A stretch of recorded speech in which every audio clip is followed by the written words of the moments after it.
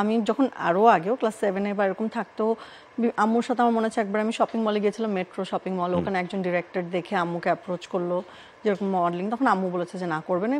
Even আমারও খুব একটা ইচ্ছে ছিল না, বিকজ আমি ছোটবেলা থেকে সবসময় পাইলট হতে চেতাম, এবং আমার আসলে আমাদের ফ্যামিলিতে কেউ এই সেক্টরে কাজও করে না। সো এই আইডিয়াটাই কখনো আমার ভেতরে মানে আসেইনি যে এই সেক্টরে আমি কাজ করতে পারবো, বা এটা কখনো ভেতরে ছিলই না বিষয়টা। সো অ্যাপ্রোচ করার সাথে আমি বলেছি যে না, তারপরে এরকম বিয়ের দাওয়াতে একবার বলেছে, তখনও বলেছি যে না। সো ফাইনালি যে আমার ভাই তখন মেডিকেলে পড়তো বিএমসিতে, সো ওর সাথে আমি, ওর একটা প্রোগ্রাম হয় নবীনবরণ প্রোগ্রাম, ওখানে আমি গিয়েছিলাম ভাইয়ের সাথে। সো যাওয়ার পরে ওখানে একজন মডেল কোঅর্ডিনেটর ছিলেন যিনি বিটোপির ছিলেন।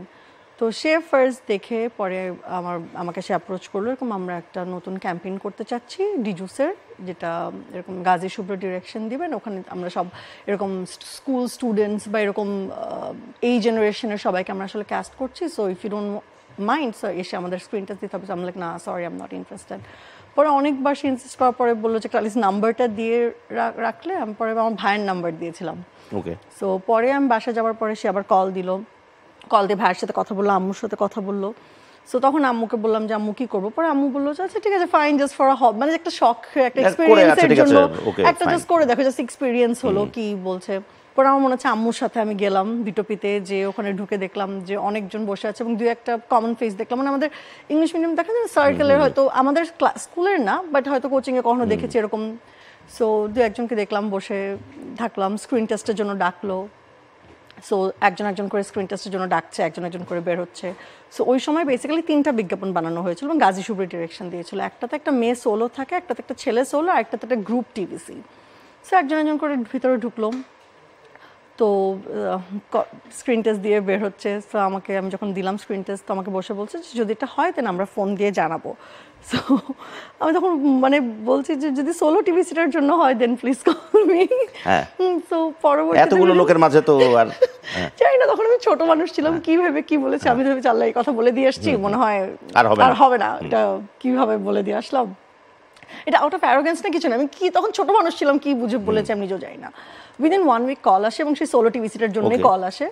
এবং প্রথম গেলাম গাজী শুভ্র যে ওনার যে স্টুডিও, ওখানে যে ওখানে আমরা শ্যুট করলাম ডিজুসের ফার্স্ট টিভিসি। আম্মু সঙ্গে গেল, সারাদিন আমরা শ্যুট করলাম।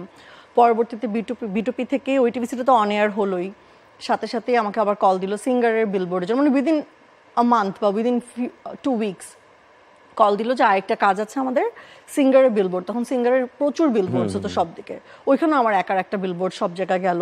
সো এভাবে আসলে একের পর এক ওভাবে কাজ করা শুরু হলো। এবং পরবর্তীতে ওই সিঙ্গারের বিলবোর্ড দেখে অমিতাভ ভাইয়ের অফিস থেকে আমাকে কল দিল যে তোমার বিলবোর্ড দেখে আমরা কল দিয়েছি, পরবর্তীতে একটা কাজ। সো এভাবে মানে that's how it rolled up. Fantastic.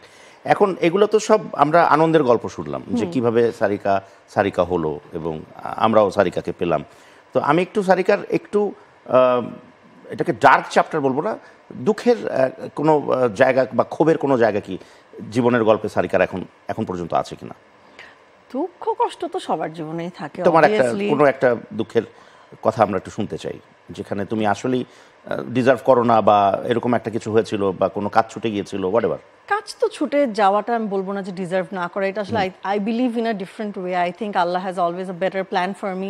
So অনেক সময় অনেক কাজ না হলেও এটার জন্য maybe something better is waiting for me, এরকম আমার হয়।